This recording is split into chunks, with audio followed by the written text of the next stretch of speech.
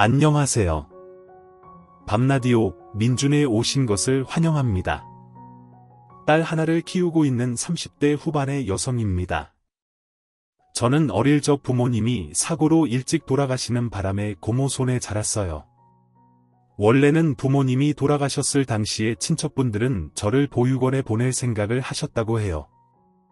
하지만 고모가 가족이 아예 없는 것도 아니고 피부치를 어디 그런 곳에 보내냐면서 본인이 맡아 키우겠다고 했던 것이었죠. 고모 덕분에 저는 보육원에 가지 않아도 되었지만 사실 자라면서 사랑이 많이 모자랐던 것 같아요. 고모는 시골에 있는 병원에서 간호사로 근무하면서 저녁에는 아르바이트까지 밤낮 없이 일을 하느라 저를 제대로 챙길 수 없었죠. 게다가 그 당시 고모는 애 한 번 키워본 적 없는 미혼의 여성이었어요. 제가 15살이 되었을 때 고모는 하나밖에 없는 조카를 보육원에 보낼 수 없어 급한 대로 데려왔지만 후회를 많이 했다고 이야기했던 적이 있었죠.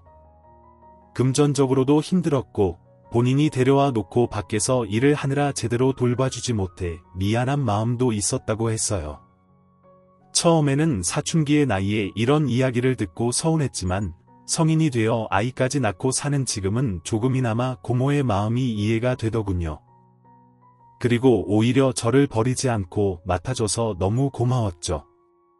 만약 그때 고모가 나서지 않았다면 보육원에 버려져 방황했거나 아무것도 모르고 해외에 입양되었을 수도 있었을 테니까요. 고모 덕분에 저는 무사히 성인이 될 수 있었고 취직도 하고 남편을 만나 결혼도 할 수 있었어요. 남편과 저는 같은 동네에서 자라 친한 오빠 동생으로 지내다가 결혼하게 되었어요. 저희 둘은 궁합도 안 본다는 4살 차이가 있었고 남편이 어릴 때부터 저를 많이 예뻐했어요. 저도 큰오빠 같은 느낌이라 어릴 때는 남편을 많이 쫓아다녔죠. 그리고 이미 결혼 전부터 저는 시어머니와도 친분이 있었어요. 저와 남편이 살았던 마을은 크지 않은 데다가 제가 고모 업둥이로 유명했거든요. 물론 따지고 보면 집 앞에 몰래 버려진 진짜 업둥이는 아니었지만 갑자기 고모 집에 맡겨지면서 마을 사람들이 저를 그렇게 불렀어요. 그리고 집에 혼자 있는 시간이 많다는 것을 알고 계신 마을 분들은 자주 찾아와 저를 돌봐주시고 간식거리도 가져다 주셨어요. 시어머니도 마찬가지였어요. 시어머니는 10분 정도 걸리는 곳에 살고 계셨고 고모와 교회를 같이 다니셨죠. 그래서 고모의 부탁으로 집에 자주 들러 저를 챙겨주셨어요. 그 덕분에 자연스럽게 남편도 알게 되었고 오며 가며 친분이 생겼던 것이었죠. 물론 남편은 성인이 되면서 서울로 가게 되었고 이후에는 가끔 안부 연락만 했었던 것 같아요. 그러나 저도 고등학교를 졸업한 후 서울에 올라가 회사에 취직하게 되면서 우연히 그곳에서 남편을 만나게 되었어요. 그것도 같은 팀원으로 말이에요. 당연히 예상치 못했던 만남에 남편도 저도 많이 놀랐죠. 그러나 원래 친분이 있다 보니 오랜만에 만났어도 전혀 어색하지 않게 잘 어울려 지낼 수 있었어요. 남편은 저의 사수였고 차근차근 일을 가르쳐 주었죠. 그리고 퇴근 후에는 저녁을 같이 먹으며 남편과 시간을 많이 보냈던 것 같아요. 아무래도 시골에서 올라온 제가 친구 한 명 없이 타지 생활을 홀로 이어가는 게 남편은 신경이 많이 쓰였던 것 같았죠. 그래서인지 남편은 저를 더 많이 챙겨주고 가르쳐주려고 했어요. 처음에는 단순히 오빠 동생 사이였지만 매일 같이 저녁을 먹고 가까이 지내다 보니 저희 둘은 자연스럽게 서로에게 마음이 생기게 되었죠. 그렇게 서울에서 만난 지 1년 만에 연인으로 발전하게 되었고 3년 만에 결혼을 결심하게 되었어요. 저희 둘은 결혼을 결심한 후에 시어머니께 허락을 받기 위해 운영하고 계시는 펜션으로 찾아갔었어요. 사실 찾아가기 전에 먼저 저희 둘의 사이를 말씀드릴까 고민하기도 했었죠. 그동안 남편과 만나오면서 연인 사이 어떻게 될지 아무도 모르는 거니 결혼 결심이 서면 말씀해 드리자고 했었거든요. 그래서 남편에게 프로포즈를 받은 후 시어머니에게 인사를 가기 전에 연락을 드려야겠다 싶었어요. 하지만 남편이 어차피 서로 잘 아는 사이이고 고모와 친분이 있으시기에 당연히 허락을 해주실 테니 그냥 찾아가서 시어머니를 놀라게 해드리자 하더군요. 그래도 저는 미리 말씀드리는 게 낫지 않겠냐면서 인사드리기 전날에 연락을 드리려고 했었어요. 하지만 남편이 기어코 말렸죠. 그래서 결국 그냥 찾아가게 되었고, 저희 둘이 같이 들어오는 모습을 보신 시어머니는 많이 놀라신 듯 한동안 말씀을 꺼내지 않으셨어요. 오랫동안 정적이 흘렀고 저는 동네 아주머니를 시어머니로 마주하게 되니 조금 눈치가 보였죠. 그래도 어릴 때부터 저를 예뻐하셨으니 허락을 해주시겠지 싶었어요. 그런데 예상과는 다르게 시어머니는 저희 둘의 결혼을 심하게 반대하셨어요. 재훈아, 네가 결혼한다고 데리고 오겠다던 여자가 혜주야? 네, 맞아요. 얼굴이 잔뜩 굳어있는 거 보니 엄마 혜수 보고 많이 놀라셨나 보네요. 아니 너희 둘은 어떻게 아무리 세상이 좁다고 해도 서울 땅이 좁은 것도 아니고 너희 둘이 어떻게 이렇게 이어져? 혜주가 4년 전에 내가 다니는 회사에 입사를 해서 만나게 됐어. 하늘이 이어준 운명인 거지. 내가 근무하는 팀으로 들어왔더라고. 하늘이 이어준 운명은 무슨? 혜주 같은 애를 왜 너한테 가져다 붙여? 어머니, 나는 너희 둘 결혼 절대 허락 못해. 너도 양심이 있다면 우리 아들이랑 결혼하겠다고 여기 찾아오면 안 되지. 그게 무슨 말씀이세요? 어머니, 양심이라니요. 혹시 제가 뭐 잘못했어요? 너는 내가 아무리 예쁘다고 했어도 그렇지 은혜를 모르고 뒤통수를 치는 게 말이나 되냐? 뒤통수라니요. 우리 재훈이 아내가 혼자서 애지중지하며 키웠다. 멀쩡한 집안에서 나고 자란 사람들이 들어와도 허락할까 말까인데 부모 없는 네가 어디 발을 들이밀어? 엄마, 무슨 말을 그렇게 해? 혜주가 뭐가 어때서? 엄마도 예뻐라 했으면서 반대는 왜 하는데? 시끄러. 너는 보는 눈도 참 없다. 여자라고 이런 걸 데리고 온 게 말이 되냐? 엄마, 너 얼른 내 집에서 나가라. 그리고 다신 내 눈앞에 얼씬도 하지 마, 알겠냐? 시어머니의 말씀에 저는 결국 눈물을 흘리며 나올 수밖에 없었어요. 당연히 남편도 뒤쫓아 나왔죠. 저렇게 노발대발하시면서 결혼에 반대하실 거라고는 생각도 못했는데 무서운 얼굴을 하시고 절대 안 된다고 하시니까 그냥 포기해야 하나라는 생각도 했었어요. 고모도 소식을 듣고 나서 다른 사람도 아니고 어떻게 저를 그런 식으로 대할 수 있냐며 난리를 치면서 그냥 헤어지라고 하더군요. 저도 생각이 많아져서 시어머니 펜션에 다녀온 이후 며칠 동안 휴가를 내고 회사도 나가지 않은 채 고민을 하다가 결국 남편에게 이별 통보까지 했었어요. 하지만 저희 이별 통보에 남편은 시어머니가 반대를 하셔도 본인이 이 문제 꼭 해결할 거라며 저 아니면 죽는다고까지 하면서 조금만 기다려달라고 했죠. 그렇게 약 3개월의 시간이 지나고 남편은 끝내 시어머니의 허락을 받아왔어요. 그리고 결혼 허락을 받은 그날 저는 시어머니의 초대로 시댁에 다녀왔죠. 사실 고모는 소식을 듣고 허락을 받았어도 걱정이라면서 웬만하면 남편과의 결혼을 다시 생각해보면 안 되겠냐고 했어요. 시어머니가 그렇게 반대를 심하게 했는데 결혼 허락을 받는다고 해서 마음 편히 살 수 있겠냐면서요.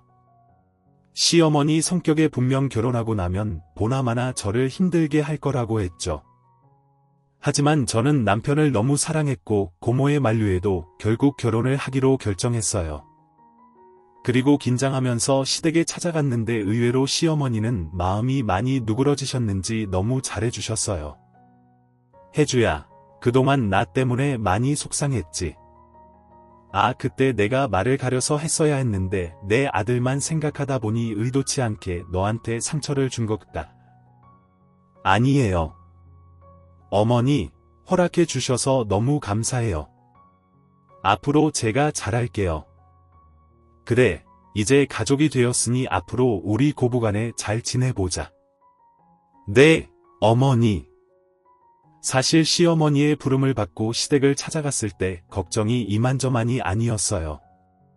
왠지 고모도 남편과의 결혼을 뜯어말리는 듯한 느낌이었고, 이전에 시어머니께서 하신 몇몇 말씀들이 마음에 남아 있었거든요. 하지만 막상 시댁에 찾아가 보니 시어머니께서 앞으로 잘 지내보자고 먼저 이야기를 꺼내주시니까 조금이나마 마음이 편해지더군요. 그리고 시어머니와 잘 지낼 수 있을 것 같다는 생각이 들었죠. 그렇게 저와 남편은 무사히 시어머니의 허락을 받고 곧바로 결혼 준비를 시작했고, 얼마 지나지 않아 가까운 친척들과 지인들만 모시고 스몰 웨딩을 올렸어요. 그리고 둘 다 서울에서 회사를 다니고 있다 보니 신혼집도 서울에 있는 작은 아파트에 차리게 되었죠. 그래서 저는 시어머니에 대한 부담감도 덜 수 있었던 것 같아요. 만약 시댁과 가까운 곳에 살림을 차리게 되었다면 시댁 스트레스를 많이 받았겠죠.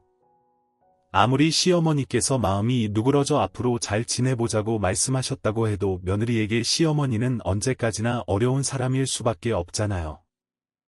그래도 서울에서 시작한 덕분에 저는 마음 편히 남편과의 결혼 생활을 시작할 수 있었죠.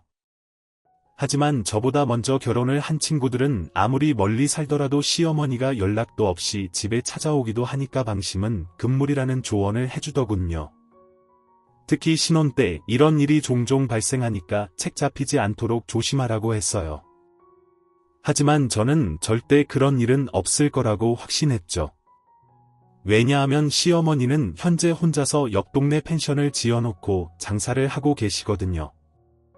나름 관광지 주변에 있는 펜션이다 보니 성수기 때는 손님들로 꽉 찰 정도로 인기가 좋았어요.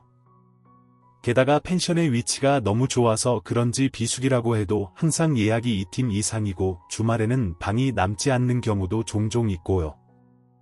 장사가 잘 되니 시어머니는 아르바이트생을 채용할 만도 한데 본인이 해야 직성이 풀린다며 하루도 빠짐없이 펜션에 나가서 일을 하세요. 덕분에 손님들의 만족도는 꽤 높은 편이에요.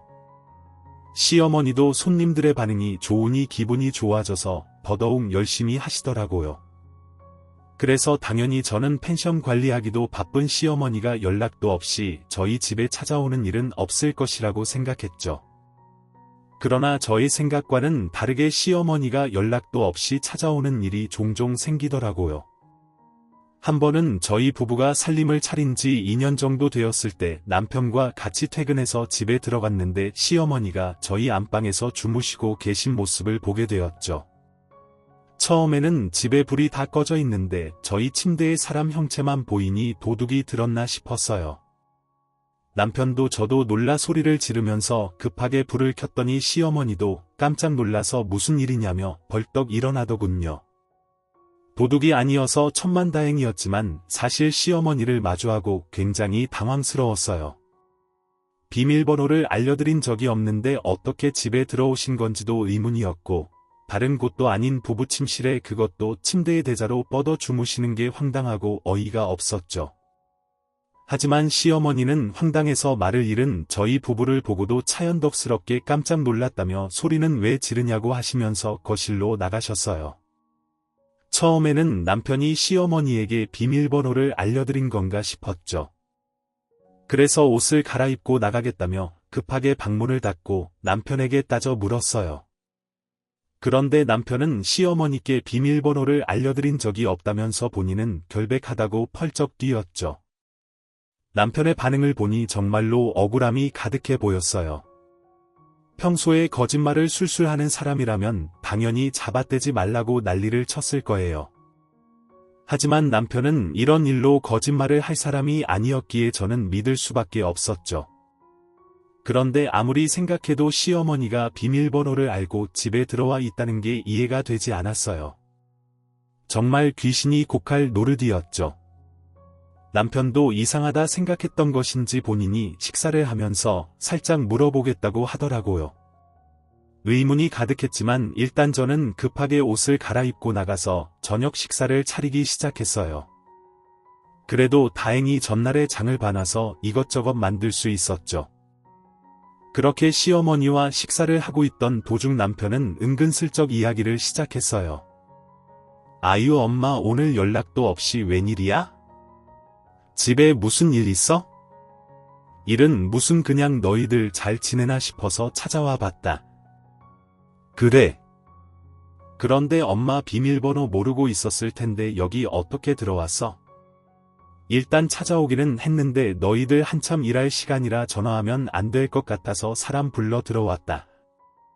네 어머니, 사람을 불러 들어왔다니요. 그게 무슨 말씀이세요? 아, 문 따주는 사람한테 연락해서 내 집이라고 하고 들어왔다고. 저는 아무렇지 않게 문을 따고 들어왔다는 시어머니의 이야기를 듣고 할 말을 잃었어요. 남편은 시어머니의 말을 듣고 황당했는지 급하게 저희 눈치를 살피기 시작했죠.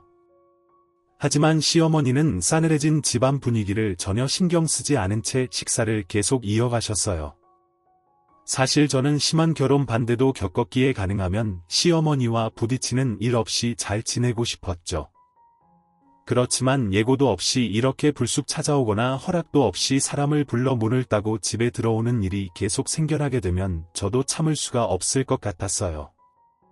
그래서 저는 시어머니에게 최대한 좋게 주의를 드리려고 했죠. 어머니, 다음부터는 사람 부르지 마시고 차라리 저희한테 오시기 전에 연락을 해주세요. 너희 둘 생각해서 그랬다니까. 저도 잘 알고 있는데요. 그래도 사람 불러 문을 따고 들어오시면 저희도 당황스럽고 나중에 문제가 될 수 있어요. 아, 무슨 문제? 내가 내 아들 집에 들어오겠다는데 문제가 될 게 뭐가 있어? 어머니, 이 아파트가 보안을 중요하게 생각해서 담당 경비원들이 집집마다 누가 살고 있는지 다 파악하고 있어요. 또 사람 불러내 내 집이다 하고 들어오셨다가 문제가 생기면 어쩌려고 그러세요? 그러면 앞으로는 내 아들 집이다 하고 들어오마. 아니면 니들이 비밀번호 문자로 보내놔라. 그럼 내가 다음부터는 그 비밀번호 누르고 들어오면 되잖니. 어머님 정말 죄송한데 집 비밀번호는 알려드리지 못할 것 같아요. 뭐 아니 내가 집에서 뭐 훔쳐가기라도 할까봐 이러는 거냐. 그게 아니라요. 저희가 아침에 바쁘다 보니 집 청소를 제대로 못하고 나갈 때가 많아서요. 괜히 그런 모습 보이고 싶지 않아요. 아, 괜찮다. 내가 뭐 매일같이 들락날락하는 것도 아니고 가끔씩 오는 건데 뭐 그게 대수라고. 그래 그러니깐 비밀번호 보내놔라. 알았지. 저는 대충 둘러대면 넘어갈 수 있을 것 같았어요. 하지만 시어머니께서는 그런 것쯤은 상관없다며 무조건 비밀번호를 보내라고 하시니 머릿속이 복잡해졌죠. 마음 같아서는 그냥 모른 척하고 끝까지 비밀번호를 말씀드리고 싶지 않았지만 알려드리지 않으면 앞으로 계속 사람을 불러 문을 따고 들어올 것 같았어요. 그래서 어쩔 수 없이 저는 일단 비밀번호를 보내드릴 수밖에 없었죠. 시어머니가 집으로 돌아가신 후 남편은 화가 난 저를 보면서 눈치를 슬슬 살피다가 슬그머니 앞으로 다가와 본인이 주말에 펜션 일을 도와드리러 가니 그때 잘 말씀드려보겠다고 하더군요. 사실 시어머니가 본인은 나이가 들어 이제 펜션 관리가 힘에 부친다고 하면서 남편을 붙잡아 주말마다 내려와 펜션 일을 도우라고 하셨거든요. 시어머니 말이라면 꿈쩍 못하는 남편은 제대로 쉬지 못해 피곤하다고 하면서도 매주 빠지지 않고 펜션 일을 도우러 내려갔어요. 물론 저도 약속이 없을 때 한 달에 2번 정도는 남편과 같이 가서 돕기도 했었어요. 시어머니와 일이 있었던 그 주 주말에도 같이 내려가야 하나 고민을 했었지만 남편이 시어머니와 둘이 이야기를 하는 게 나을 것 같다면서 혼자 내려가더군요. 저도 남편이 괜찮다고 하면서 혼자 갔다 오겠다고 하니 굳이 따라가지는 않았어요. 그런데 남편이 시어머니 펜션에 다녀온 그날 평소와는 다르게 분위기가 달랐어요. 남편 표정이 잔뜩 굳어 있었고 무언가 화가 난 사람인 것 같았죠. 그래서 저는 시어머니와 이야기가 잘 안 되어서 혹시 싸우고 온 건가 하는 생각에 남편을 달래주려고 했었어요. 그러나 이상하게 남편은 달래주려는 손을 일부러 쳐내고 저를 경멸하듯이 쳐다보더군요. 처음에는 그냥 기분이 나쁜 일이 있나 보다 생각을 했었어요. 그런데 며칠이 지나도 남편이 저를 대하는 태도는 변하지 않았죠. 아무리 생각해도 도저히 남편의 행동이 이해가 되지 않아서 저는 그냥 대놓고 물어보기로 했어요. 당신 요즘 나를 대하는 태도가 왜 그래? 내가 뭐 잘못했어? 어머니 펜션에 다녀온 이후로 왜 그렇게 화가 나 있는 건데 그걸 몰라서 물어보르니까 묻지 대체 왜 그러는 거야? 당신 평소에 처신을 어떻게 하고 다니는 거야? 뭐라고 처신 내가 뭘 어쨌다고 그러는 건데 당신 거래처 이들이랑 그렇고 그런 사이라면서 이건 또 무슨 헛소리야 당신 주말에 어머니 펜션 다녀왔었던 거 아니야 묻는 말에 대답이나 해. 당신 이들이랑 그렇고 그런 사이냐고 어디서 무슨 소리를 듣고 왔는지 모르겠는데 절대 아니야. 이 대리랑 일이 있으면 당신이랑 둘이 만났고 우리 출퇴근도 항상 같이 하는데 어떻게 그렇고 그런 사이일 수가 있어? 우리 사촌 누나가 직접 목격하고 엄마한테 얘기했다던데 정말 아니야. 남편의 말이 정말 어이가 없고 황당했어요. 사실 시댁 주변에는 남편 이모 되시는 분이 살고 계세요. 이모 따님분이 남편이 이야기하는 사촌 누나인데 저희 회사 거래처에서 팀장으로 근무를 하고 계시거든요. 그런데 아직 결혼을 하지 않은 상황이라 주말마다 친정에 가서 지내는 것 같았어요. 아마도 그 틈에 유언비어를 시어머니에게 퍼뜨린 것 같았죠. 무슨 이유로 그런 말도 안 되는 이야기를 했는지는 모르겠지만 저는 이 일만큼은 그냥 넘어가고 싶지 않았어요. 그래서 사실 확인을 위해 바로 남편 사촌 누나에게 전화를 걸었죠. 안녕하세요. 형님 저 혜주인데요. 그래 나한테는 웬일로 전화를 다 했어? 항상 재윤이 통해서만 소식 들려주더니 다름이 아니라 혹시 저희 어머니한테 형님 회사 이 대리랑 제가 그렇고 그런 사이라고 말씀하신 적이 있으신가요? 그게 무슨 소리야? 우리 회사 이들이랑 그렇고 그런 사이라니 저희 남편이 노발대발하면서 형님이 어머니한테 말씀하셨다고 하더라고요. 나 그런 말 한 적 없는데 설령 그런 일이 있었다고 해도 이모한테 쉽게 얘기 못하지. 지난번에 엄마한테 이 대리가 사고를 많이 쳐서 골치 아프다는 얘기는 한 적 있어도 해줘. 너랑 그렇고 그런 사이라니 확인해 주셔서 감사합니다. 형님 옆에서 통화 내용을 같이 듣던 남편도 이상하다 생각이 들었는지 곧바로 시어머니에게 전화해서 없는 얘기를 본인한테 하면 어떻게 하냐고 난리를 치더군요. 하지만 시어머니는 분명히 그런 이야기를 들었다면서 본인은 들은 대로 이야기한 죄밖에 없다며 억울하다고 난리를 치고는 먼저 전화를 끊어버렸죠. 이날 이후로 시댁과 저희 부부, 그리고 남편, 사촌 누나네 집안은 아주 풍비박산이 났어요. 서로 물어뜯고 싸우기 시작했죠. 시어머니와 남편의 이모, 그리고 남편인 사촌 누나는 서로에게 잘못이 있다면서 싸우다가 결국 절연을 해버렸고, 저희 남편은 시어머니가 정말로 그런 이야기를 들었다면서 난리를 치니까 사촌 누나와의 전화통화 내용을 들었음에도 끝까지 저를 믿지 못했죠. 그래서인지 이날 이후로 사사건건 제 일에 간섭을 하기 시작했어요. 예를 들어 제 전화기에서 남자 목소리만 들려도 노발대발하거나 밖에 약속이 있어서 나가면 바람 피우러 가는 게 아니냐고 난리를 쳤죠.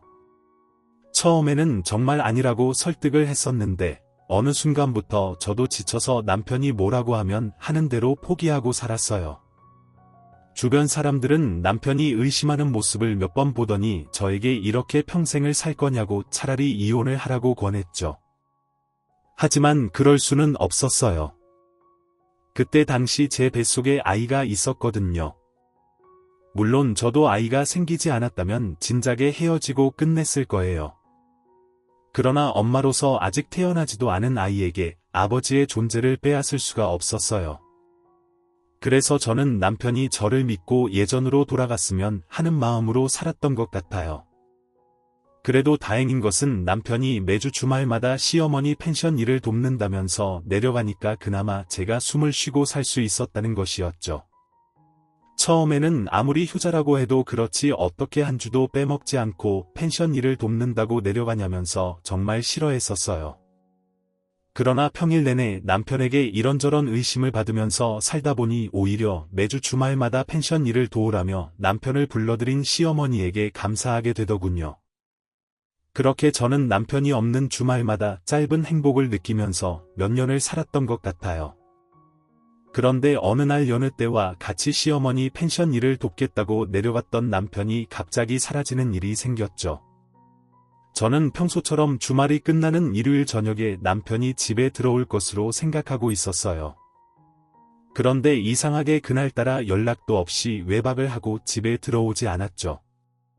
처음에는 집에 오는 길에 친구들이랑 어디서 술 한잔 하고 못 들어왔나 보다 단순하게 생각을 했어요. 그러나 월요일에 회사 동료로부터 집에 무슨 일이 있는 거냐고 연락이 오더군요. 당시 제가 아이를 낳고 육아휴직 중에 있어서 회사에 나가지 않는 상태였거든요. 갑작스러운 동료의 전화를 받고 저는 이게 무슨 일인가 싶었죠. 저희 남편이 연락도 없이 결근을 할 사람이 아니라는 것을 누구보다 잘 아는데 이런 전화가 오니까 그때부터 불안해지기 시작했어요. 그때 저는 별의별 생각을 다 했던 것 같아요. 일단 저는 동료의 전화를 받고 나서 남편에게 급하게 연락을 해보게 되었죠. 평소 같으면 거의 바로 전화 연결이 되는 사람인데 이상하게 통화 연결음이 끝까지 갔는데도 연결이 되지 않았어요. 전화 연결이 되지 않는 것을 보면서 분명 무슨 일이 있구나 싶었죠. 일단 저는 경찰서에 신고를 하기 전에 혹시나 시댁에 가 있는 것은 아닌가 싶어서 시어머니에게 전화를 해보았어요. 그런데 시어머니는 다 큰 성인 남자가 밖에서 일이 있을 리가 있겠냐면서 어디서 바람이라도 쐬고 있을 거라며 일단 며칠 기다려보자는 말씀을 하시더군요. 아들이 무단결근에 연락이 되지 않는다는 듯 아무 일도 아니라는 듯 말씀하시는 게 조금 당황스러웠어요. 하지만 일단 시어머니 말씀도 일리가 있으니 저도 며칠 기다려보기로 했죠. 그러나 남편은 2, 3일이 지나도록 연락이 오지 않고 집에 들어오지 않았죠. 그래서 저는 결국 걱정되는 마음에 경찰서에 신고를 할 수밖에 없었어요. 경찰서에서는 남편이 며칠 동안 들어오지 않고 무단결근에 전화 연결이 안 된다고 하니까 성인 실종은 범죄에 연루되지 않은 이상 단순 가출로 보고 있다며 기다려보라고 하더라고요. 하지만 2주일이 넘게 기다려보아도 남편은 어디서도 찾을 수가 없었죠. 시어머니도 2주일이 지나도록 남편을 찾을 수가 없으니 거의 포기 상태였어요. 시어머니는 제가 경찰에 신고를 했을 때부터 거의 매일 저희 집을 들락날락 하셨어요. 아무리 제 앞에서는 아무렇지 않은 척을 했어도 아들이 없어졌는데 걱정이 되셨던 거겠죠. 경찰서에서는 별다른 조치를 취해줄 수가 없다고 하니 시어머니도 저와 같은 생각을 하셨는지 제 손을 잡고 한참 동안 눈물을 흘리더군요. 그런 시어머니의 모습을 보면서 저도 같이 눈물을 흘릴 수밖에 없었죠. 그렇게 2년이란 시간이 흘렀어요. 재훈이가 지금 죽었는지 살았는지는 모르겠지만 2년이 넘도록 안 나타나는 건 죽었다는 뜻이 아니겠니? 그러니까 슬프지만 해주. 너도 그렇게 생각하고 살아라. 내 어머니 지금은 슬프겠지만 우리 손녀 정연이 잘 키워줘라. 찾을 희망이 없는 것 같으니 어쩌겠니? 재훈이는 내 가슴속에 묻고 어디서든 잘 살고 있기를 바랄 수밖에. 어머니 정말 괜찮으시겠어요? 괜찮으니 걱정 말고 너도 마음 잘 추스리고 정연이 잘 키우고 살아라. 그리고 가끔 시간 나면 소식도 알려주고 우리 손녀 데리고 펜션에도 놀러와. 내 어머니 또 연락드릴게요. 시어머니는 그렇게 시댁으로 돌아갔어요. 더 이상 남편을 찾을 희망이 없다고 하는데 예상외로 시어머니는 의외로 담담하게 받아들이셨죠. 저도 갑작스럽게 남편을 잃게 되어 너무 정신이 없고 힘들었어요. 하지만 남편과의 사이가 점차 멀어진 상황이었고 수많은 의심을 받고 살아서 그런가 미친 듯이 슬프거나 하지는 않았죠. 남편이 그렇게 되고 저는 아이만 보고 살았던 것 같아요. 처음에는 든 자리는 몰라도 난 자리는 안다고 항상 있어야 할 사람이 보이지 않으니까 어색하고 힘들기는 했죠. 하지만 시간이 해결해 준다는 말처럼 시간이 지나니까 어색하고 힘든 건 금방 지나가게 되더군요. 그렇게 남편 없이 5년이란 긴 시간이 지나게 되었어요. 저는 육아휴직을 끝내고 곧바로 복귀를 해서 일을 하게 되었고 어리기만 했던 저희 딸은 이제 제 옆에서 애교도 피우고 제잘제잘될 정도로 많이 컸죠. 또 시어머니 얘기도 자주 하지는 않지만 가끔씩 생각날 때 연락도 드렸어요.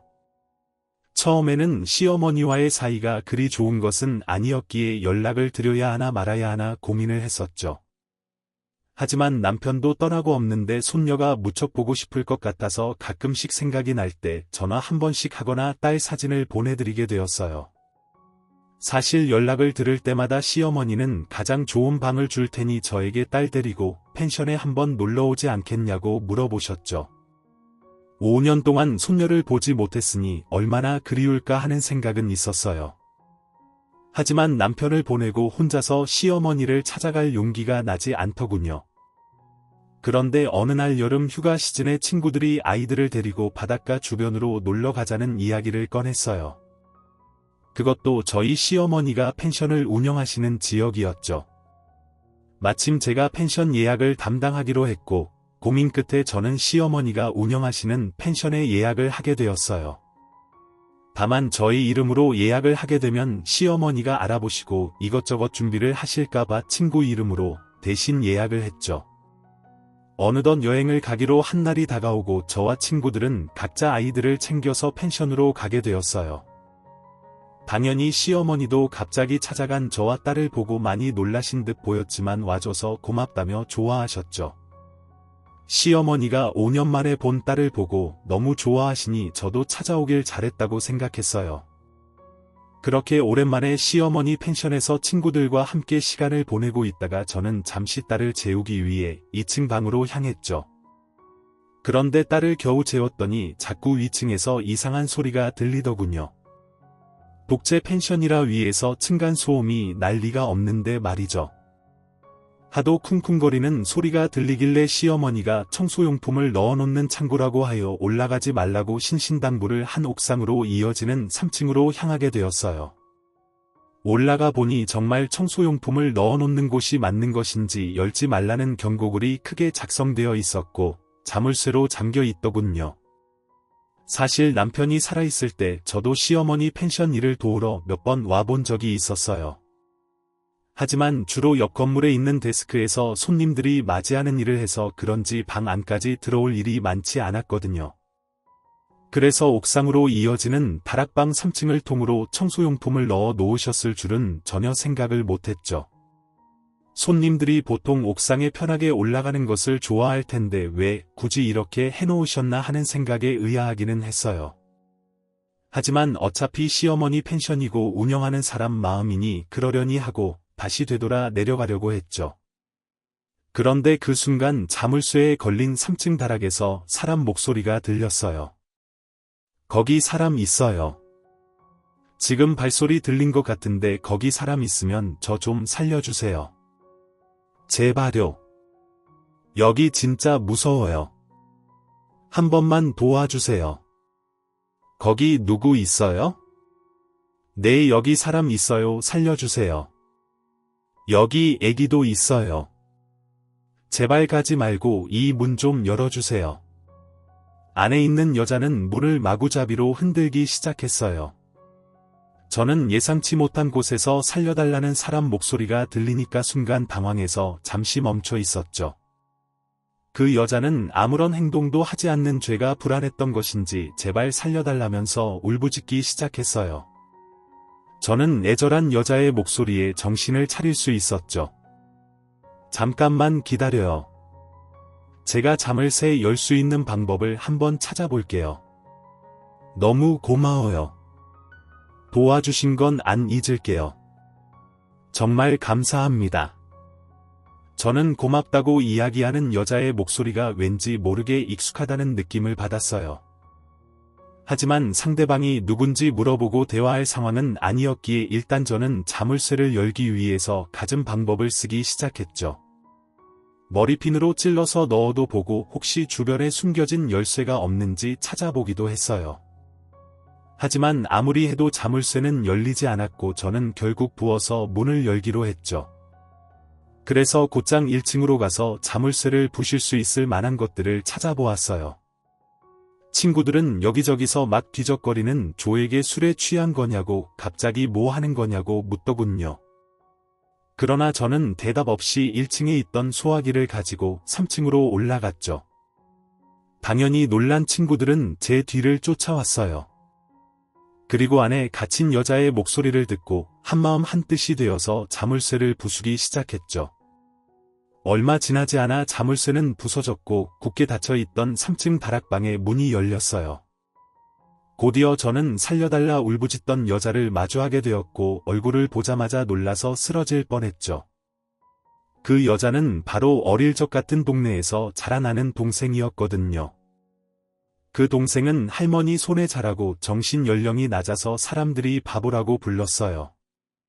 그래도 완전히 아기 수준으로 낮은 정신 연령이 아니어서 곧잘 말을 잘했고 다행히 상황을 이해해주는 좋은 남자를 만나게 되어서 저보다 먼저 결혼을 했거든요. 그래서 잘 살고 있는 줄 알았는데 왜 다른 곳도 아닌 시어머니 펜션 다락방에 갇혀서 살려달라고 한 것인지 이해가 되지 않았죠. 지우야, 너 이게 어떻게 된 거야? 왜 여기 갇혀서 살려달라고 그러는 거야? 혜주 언니 맞지? 여기 못된 아줌마가 나 이 방에서 못 나오게 했어. 뭐 우리 어머니가 왜 너를 여기다 가둬? 네 남편은 어디 있고 그리고 저 남자아이는 누구야? 내 남편은 5년 전에 하늘나라에 갔어. 그래서 집으로 돌아왔는데 할머니 집은 친척들이 다 팔아서 다른 사람들이 살고 있더라. 마침 지나가던 아줌마가 나를 발견하고 같이 살자고 해서 우리 아들 데리고 온 거야. 그런데 데리고 오자마자 일만 시키고 나한테 어떤 남자랑 살라고 했어. 뭐라고 그 남자는 어디 있는데 동네 동생은 본인이 갇혀있던 곳을 가리켰고 저는 곧바로 친구들과 함께 안으로 들어가 보았어요. 다락방 안에 완전히 술병으로 가득했고 지저분했죠. 언뜻 봐도 사람이 살 수 있는 곳이 아니었어요. 안쪽으로 더 들어가 보니 방이 하나 더 있었는데 그곳에서 남자가 심하게 코를 고는 소리가 들리더라고요. 친구들과 문을 열고 들어가 보니 예상대로 어떤 남자가 한 명 있었는데 저는 그 남자 얼굴을 보고 정신을 잃을 뻔했어요.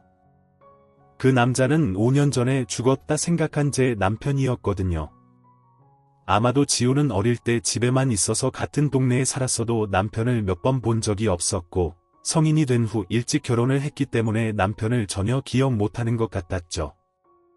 그래서 어떤 남자라고 표현을 한 것 같았어요. 그래도 저는 옆집에 살고 있었고 얼굴을 자주 봐서 그런지 지우가 기억을 하고 있었던 듯 싶고요. 친구들은 그동안 남편과 제 사이에 있었던 일들을 알고 있었기에 이게 무슨 일이냐고 난리를 치면서 술에 취해 잠들어 있는 남편 놈을 흔들어 깨우기 시작했죠. 그러자 남편은 소리를 지르면서 일어났고 저와 친구들의 모습을 보고 놀랐는지 눈이 커져서 아무 말을 못했어요. 당신 지금까지 나랑 우리 딸 버리고 여기 숨어 있었던 거야. 대체 왜 그게 빨리 말 안 해? 그게 엄마 도움 받으면서 편하게 살고 싶어서 뭐라고 그게 말이 된다고 생각해? 그럼 어머니도 다 알고 당신이 실종돼서 이 세상 사람 아닌 척 연기를 했다는 거네. 알고 있었지. 근데 엄마가 더 원하는 일이었어. 그럼 차라리 이혼을 하자고 하지. 왜 이런 짓거리를 한 건데 이혼하면 양육비 뺏겨야 되잖아. 네가 제정신이야. 네가 애 아빠가 맞긴 하니 이혼해서 양육비 주기 싫다고 죽은 사람이 되는 게. 그리고 멀쩡한 지우는 왜 데려다가 일 시키고 당신이랑 살게 하는데 마누라는 없어도 여자는 옆에 하나 끼고 있어야지. 그리고 엄마가 데려왔지 내가 데려왔냐? 막말로 쟤도 멍청하니까 여기까지 따라온 거 아니겠어? 남편의 말에 저는 기가 막혀서 말을 이어나가지 못했어요. 옆에 있던 친구들도 미친 사람이라고 욕을 하면서 난리를 쳤죠.